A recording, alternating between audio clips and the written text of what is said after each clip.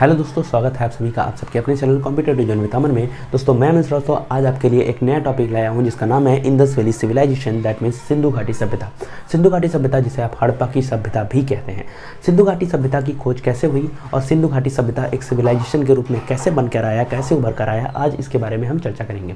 तो चलिए वीडियो को स्टार्ट करते हैं। वीडियो स्टार्ट करने से पहले अगर आप चैनल पर नए हो, चैनल को सब्सक्राइब नहीं किया है तो चैनल को सब्सक्राइब जरूर कर लीजिए, बेल आइकन को प्रेस करके ऑल नोटिफिकेशन को प्रेस कर दिए ताकि हमारे डेली अपडेट्स आप तक पहुंच जाए। आज का वीडियो बहुत इंटरेस्टिंग है तो वीडियो को पूरा देखिएगा और वीडियो देखने के बाद अगर आपको पसंद आए तो लाइक करके बताइएगा हमें वीडियो आपको कैसे लगा कमेंट बॉक्स में, और अपने दोस्तों को भी शेयर कीजिएगा। चलिए वीडियो को स्टार्ट करते हैं। वीडियो स्टार्ट करने से पहले मैं चर्चा करूँगा, एक वर्ड है नियोलिथिक पीरियड। अब आप कहेंगे कि नियोलिथिक पीरियड के बारे में तो हम लोगों ने पिछले वीडियो में पढ़ रखा है। जाहिर सी बात है कुछ लोगों ने पढ़ रखा होगा, जिन्होंने नहीं पढ़ा है आपको लिंक डिस्क्रिप्शन में मिल जाएगा, आप जाके पहले उसे पढ़िए। स्टोन एज मैंने पढ़ाया था और स्टोन एज में हम लोगों ने डिस्कस किया था पैलियोलिथिक पीरियड, मेसोलिथिक पीरियड और नियोलिथिक पीरियड को। और नियोलिथिक पीरियड में हम लोगों ने ये बात कर दिया था कि एग्रीकल्चरल प्रैक्टिसेस स्टार्ट हो चुके थे, यानी खेती बाड़ी का काम शुरू हो चुका था, क्योंकि वहाँ पे शार्प टूल्स बन चुके थे और बहुत सारी चीज़ें जो पहिए का आविष्कार हो चुका था और बहुत सारे पहले ही आग वगैरह का आविष्कार हो चुका था। तो चलिए हम ज़्यादा बात इस पर नहीं करेंगे।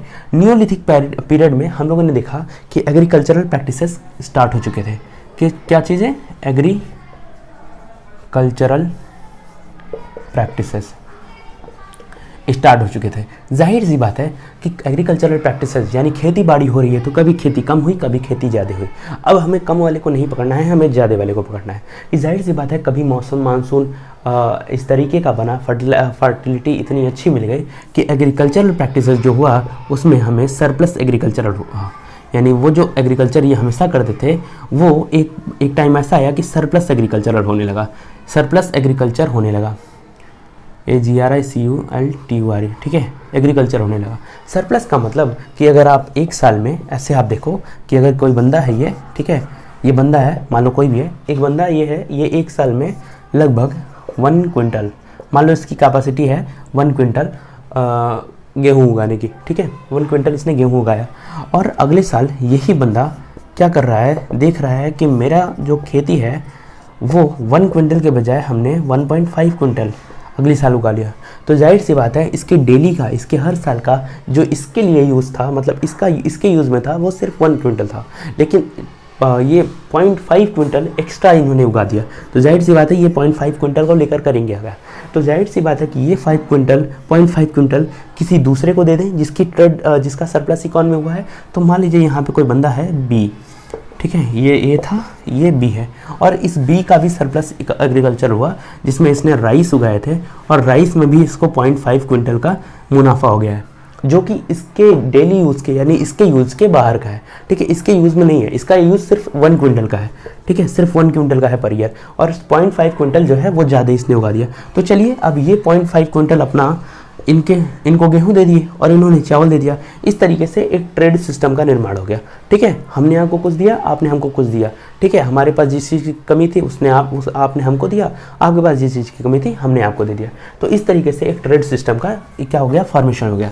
तो चलिए सरप्लस एग्रीकल्चर जब होता है तो जाहिर सी बात है कि उस सरप्लस एग्रीकल्चर यानी उस सरप्लस फूड को या उस सरप्लस अनाज को आप इस तरीके से कह सकते हो कि हमें बेचने के लिए हमें एक कहाँ जाना पड़ता है, ट्रेड सेंटर। कहाँ जाना पड़ता है? Trade centre. ट्रेड सेंटर मतलब यहाँ पे अब ट्रेड होना स्टार्ट हो जाता है।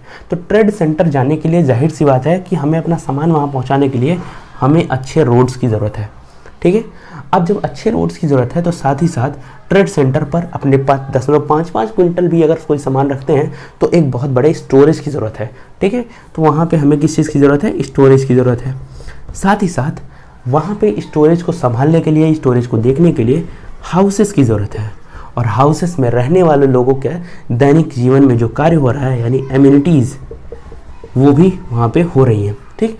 तो इतनी सारी चीज़ें एक सेंटर, एक इस तरीके का सेंटर जहाँ पे एक अच्छी रोड, एक अच्छा स्टोरेज, कुछ घर और बहुत सारे लोग अपने दैनिक कार्य को कर रहे हैं, तो वो ट्रेड सेंटर किस तरीके से किस चीज़ में बदल जाता है? एक अर्बन सेंटर में बदल जाता है। किस में बदल जाता है? अर्बन सेंटर में बदल जाता है, ठीक है। अब ये अर्बन सेंटर से अगर एडमिनिस्ट्रेशन मिल जाए, एडमिनिस्ट्रेशन मिल जाए, यानी एडमिनिस्ट्रेशन मिलिट्री मिल जाए, या आप इस तरीके से कह सकते हो कि एडमिनिस्ट्रेशन यानी उस अर्बन सेंटर को चलाने वाला कोई मिल जाए, तो ये अर्बन सेंटर प्लस एडमिनिस्ट्रेशन मिलके बनाता है सिविलाइजेशन। सिविलाइजेशन अब समझ नहीं आया होगा कि ये कैसे हुआ। जाहिर सी बात है कि एक प्रधान है, एक बंदा है, एक प्रधान है, गांव का एक मुखिया है, और कुछ गांव के लोगों को यानी गांव की कम्युनिटी को क्या कर रहा है, संभाल रहा है, देख रहा है। तो जाहिर सी बात है कि ये कम्युनिटी अब एक सिविलाइज्ड मैनर में रहने लगेगी, और जब वो सिविलाइज्ड मैनर में रहने लगेगी तो वो सिविलाइजेशन हो जाएगा। आप अपने क्लास का एग्जांपल ले सकते हो, आपका मॉनिटर अगर थोड़ा टाइट होता है तो आप भी सिविलाइज्ड मैनर में रहने स्टार्ट हो जाते हो, ठीक है। तो इस तरीके से स्टार्ट होता है एक सिविलाइजेशन, यानी एक सभ्यता इस तरीके से बन जाती है न्योलिथिक पीरियड के बाद, ठीक है। और ये सिविलाइजेशन आफ्टर दैट हम कह सकते हैं कि इंडस वैली सिविलाइजेशन के रूप में उभरा, क्योंकि वो भी एक अर्बन सेंटर था, और हमने यहाँ पे जो कॉन्सेप्ट पढ़ा इसमें हम लोगों ने अर्बन सेंटर को देखा। वहाँ पे भी एडमिनिस्ट्रेशन जो था वो व्यापारियों के हाथ में था, और यहाँ पे भी ये व्यापारियों के हाथ में है। ये सारी चीज़ें जो मैं आपको बता रहा हूँ वो मैं आपको डिटेल बताऊँगा। यहाँ पे बस मैंने एग्जाम्पल लिया। और हड़प्पा सभ्यता यानी इंडस वैली सिविलाइजेशन एक सिविलाइजेशन थी, सिविलाइज्ड मैनर में रहते थे। यहाँ पे भी सिविलाइज्ड मैनर में रहते हैं। वहाँ भी स्टोरेज हुआ करते थे, यहाँ भी स्टोरेज हुआ कर रहे हैं। ग्रेनरीज, जिसके बारे में आगे सब कुछ मिलेगा आपको। ग्रेनरीज का मतलब अनाज संग्रहालय, ठीक है। वहाँ भी रोड अच्छे खासे हुआ करते थे, यहाँ भी रोड अच्छे खासे। यानी ये जो कॉन्सेप्ट बन रहा है वो हमको दिखा रहा है कि IBC कुछ इस तरीके से ही बनी होगी, यानी इंडस वैली सिविलाइजेशन यानी हड़प्पा सभ्यता का निर्माण कुछ इस तरीके से ही हुआ होगा। चलिए अब देखते हैं कि हड़प्पा सभ्यता का बाउंड्री कितनी है और हड़प्पा सभ्यता की खोज कैसे हुई। तो चलिए इसको मिटाते हैं। आई थिंक आपको समझ में आ गया होगा, नहीं समझ में आया तो आपने स्क्रीनशॉट ले लीजिए और एक बार फिर से रिवाइज कर लीजिए। तो चलिए अब अगर हम बात करें कि बाउंड्रीज की बात करता है, ठीक है, कि हड़प्पा सभ्यता यानी इंडस वैली सिविलाइजेशन यानी सिंधु घाटी सभ्यता की बाउंड्रीज क्या क्या थी। तो चलिए बाउंड्रीज को जानने के लिए हम एक ऐसे ये आपका नॉर्थ है, ईस्ट ये था, ये साउथ है, ये वेस्ट, और यहाँ से अब हम इसके बाउंड्रीज को समझते हैं। IBC की बाउंड्री अगर देखा जाए तो उत्तर में मांडा जम्मू एंड कश्मीर से लेकर साउथ में दायमाबाद जो कि महाराष्ट्र में पड़ता है, ईस्ट में आलमगीरपुर जो कि यूपी में पड़ता है, वेस्ट में आपका सुतका जेंडोर जो कि बलूचिस्तान में पड़ता है में तक फैला था। यानी IBC जो है आपका ये कुछ इस तरीके से फैला हुआ था, जो कि जिसका एरिया अगर देखा जाए तो 12,99,600 किलोमीटर स्क्वायर अप्रॉक्स था, ठीक है। यानी IBC एक 12,99,600 किलोमीटर स्क्वायर में फैला था, जो जिसकी उत्तरी सीमा मांडा जम्मू कश्मीर, दक्षिणी सीमा दायमाबाद महाराष्ट्र, पूर्वी सीमा आपका आलमगीरपुर उत्तर प्रदेश और सुतका जेंडोर बलूचिस्तान पाकिस्तान है, पाकिस्तान प्रोविंस, यहाँ तक फैला हुआ था। अगर हम बात करें कि IBC की खोज कैसे हुई, देखिए यहाँ पे IBC यानी इंडस वैली सिविलाइजेशन के बहुत सारे साइट्स हैं जिनके बारे में हम डिटेल स्टडी करेंगे विथ मैप। तो उसको आज नहीं बताऊंगा, आज मैं बताऊंगा कि इसका डिस्कवरी कैसे हुआ, यानी खोज कैसे हुई IBC की। तो चलिए IBC की खोज के बारे में स्टडी करते हैं। इसको ज़रा सा मिटा रहा हूँ, उसके बाद खोज को देखते हैं। तो आपको अगर ये नोट करना है तो आप नोट कर लीजिए। चलिए मैं ऐसे ही बात करता हूँ।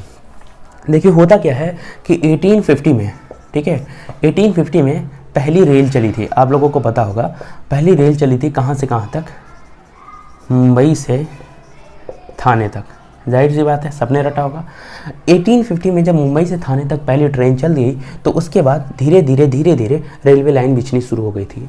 और 1870 में क्या होता है कि ये तय किया जाता है कि चलो भाई कराची से लाहौर तक का एक रेलवे लाइन बस बिछा दिया जाए। अब जब ये बिछने की तैयारी होती है 1870 पर, लोग इसमें कार्य करना शुरू करते हैं, तो मोंटगोमरी एक इलाका पड़ता है, यानी मोंटगोमरी एक डिस्ट्रिक्ट पड़ता है, एक ज़िला पड़ता है मोंटगोमरी डिस्ट्रिक्ट, जो कि पाकिस्तानी पंजाब में है। पाकिस्तानी पंजाब में एक डिस्ट्रिक्ट पड़ता है मोंटगोमरी डिस्ट्रिक्ट। और जब 1870 में क्या हो रहा था, कराची से लाहौर तक की खुदाई हो रही थी रेलवे लाइन बिछाने के लिए। तो उस वक्त वहाँ पे जो कार्य कर रहे थे, जो काम कर रहे थे, जो वर्कर्स थे, उनको मोंटगोमरी डिस्ट्रिक्ट में एक सस्पेंडेड सिविलाइजेशन का आभास होता है। सस्पेंडेड सिविलाइजेशन, सॉरी सिविलाइजेशन, ठीक है। यानी उनको लगता है कि यहाँ पे कभी कोई सिविलाइजेशन रही होगी, कोई सभ्यता रही होगी। वो तुरंत जाते हैं अपने जो हेड था, हेड उस वो तुरंत किसके पास पहुँचते हैं, ऐसे कहानी के फॉर्म में समझो कि head of archaeological survey of India, वहाँ पर पहुँचते हैं। और 1870 में head of archaeological survey of India कौन था, अलेक्जेंडर कनिंघम था, ठीक है। तो 1870 में जब इनको सस्पेंडेड सिविलाइजेशन दिखता है पाकिस्तानी पंजाब यानी मोंटगोमरी डिस्ट्रिक्ट में, ये पहुंचते हैं अलेक्जेंडर कनिंघम के पास कि सर वहाँ पे कुछ हमें आर्कियोलॉजिकल मतलब वहाँ पे हमें कुछ सिविलाइजेशन के फॉर्म में पता चल रहा है, और you are the head of archaeological survey of India, तो आप जरा सा आप उसके चल के देख लीजिए। बट वो वहाँ पे कोई एक्शन अलेक्जेंडर कनिंघम नहीं लेता है बिकॉज ऑफ 1857 का रिवॉल्ट हो चुका था, और 1857 के रिवॉल्ट के बाद काफ़ी प्रेशर पड़ा हुआ था ब्रिटिश वालों के ऊपर, ठीक है। तो काफ़ी प्रेशर होने की वजह से वहाँ पे वो कोई रिस्क नहीं लेता है, कोई भी चीज़ें नहीं होती है, काम होना स्टार्ट हो जाता है, काम जैसा का तैसा चलता रहता है। फिर होता क्या है कि यही चीज़ जो होगी ना, ये रुक जाती है, ठीक है, यहीं पर इसको दबा दिया जाता है। फिर 1920 में जॉन मार्शल बनते हैं head of archaeological survey of India. यानी जॉन मार्शल यानी GH मार्शल, जिसका नाम आपने पढ़ा होगा लूसेंट वगैरह में, GH मार्शल, ये बनते हैं आर्कियोलॉजिकल सर्वे ऑफ इंडिया। और जब GH Marshall archaeological survey of India बनते हैं तो इनका इंटरेस्ट आता है इस साइट्स पर, यानी इस साइट पर जो मोंटगोमरी डिस्ट्रिक्ट का साइट था, वहाँ पर इनका इंटरेस्ट आता है। ये क्या करते हैं, 2 व्यक्तियों को चयन करते हैं। कौन कौन से होते हैं, मैं ऐसे लिख दे रहा हूँ, 2 लोगों का चयन करते हैं। पहले होते हैं दयाराम साहनी, ये नाम आपने हर जगह सुना होगा, जो भी स्टार्ट करता है पढ़ना NCERT उनको सबसे पहले दयाराम साहनी मिल जाते हैं, ठीक है। और दूसरा थे RD बनर्जी, राखलदास बनर्जी, ठीक है। RD बनर्जी और दयाराम साहनी। GH मार्शल इन लोगों को ये काम सौंपता है। ये 2 इनके कह सकते हैं कि 2 लोग इनके खास थे, इनको ये काम सौंपते हैं। दयाराम साहनी जाते हैं और एक्सकेवेट करते हैं, खुदाई कर से निकालते हैं 1921 में हड़प्पा साइट को, ठीक है। यानी हड़प्पा साइट 1921 में दयाराम साहनी खोज के निकाल देते हैं, और RD बनर्जी 1922 में मोहनजोदाड़ो की खोज कर देते हैं RD बनर्जी यानी राखलदास बनर्जी, ठीक है, राखलदास बनर्जी। तो RD बनर्जी ने 1922 में मोहनजोदाड़ो साइट की खोज की, और 1921 में हड़प्पा सभ्यता की खोज की। किसने, दयाराम साहनी ने, ठीक है। अब आपने बार बार देखा होगा कि हड़प्पा सभ्यता और मोहनजोदाड़ो की खोज किसके अंतर्गत हुई, तो GH मार्शल की। बाकी उसके पहले की एक स्टोरी थी। अगर आपको स्टोरी पसंद आई, आपको ये पढ़ने का तरीका पसंद आया, आपको ये चीज़ें समझ में आई, तो प्लीज़ लाइक कर दीजिएगा, कमेंट करके हमें बताइएगा वीडियो आपको कैसा लगा। उम्मीद करता हूँ वीडियो आपको ज़रूर अच्छा लगा होगा, ज़रूर पसंद आया होगा। तो अगर वीडियो आपको पसंद आए तो दोस्तों अपने दोस्तों को शेयर कीजिए, खूब से खूब शेयर कीजिए, ताकि हमारे ये स्टडी का जो एक पैटर्न है, हम भी पढ़ें आप भी पढ़ें, ये फैलता जाए। और चैनल पर नए हो तो चैनल को सब्सक्राइब कर दीजिए, बेल आइकन को प्रेस करके ऑल नोटिफिकेशन को प्रेस कर दीजिए, ताकि हमारी कोई भी अपडेट हो हिस्ट्री, ज्योग्राफी, पॉलिटिक्स से रिलेटेड, वो सबसे पहले आप तक पहुँचे। तो आज के लिए बस इतना ही रहने देते हैं, मिलते हैं नए टॉपिक के साथ अगले दिन। आज के लिए बस इतना ही, धन्यवाद।